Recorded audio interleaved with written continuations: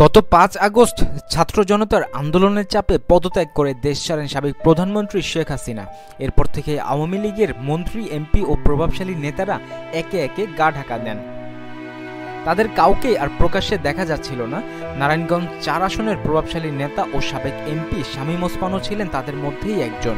শামীম ওসমান দেশে আছেন নাকি দেশ ছেড়ে চলে গিয়েছেন তা নিয়ে জনমনে ছিল নানা আলোচনা।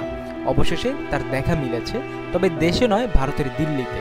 শুক্রবার ৬ সেপ্টেম্বর রাতে দিল্লির নিজামুদ্দিন আউলিয়ার মাজারে তাকে দেখা গেছে।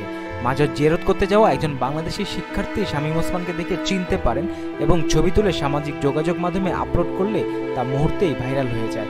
রাত ৯টা ৫ মিনিটে শামীম ওসমানের ছবি তোলেন সেই শিক্ষার্থী, তার সঙ্গে তার পরিবারের সদস্যরাও ছিলেন। শামীম ওসমানকে সবশেষ দেখা গিয়েছিল ৩ আগস্ট রাতে আওয়ামী লীগের ধানমন্ডি কার্যালয়ে, যেখানে দলের একটি গোপন মিটিং অনুষ্ঠিত হয়েছিল। এরপর ৪ আগস্ট মাঠে থাকার সিদ্ধান্ত নেওয়া হলেও সেই মিটিংয়ের পর আর তাকে প্রকাশ্যে দেখা যায়নি।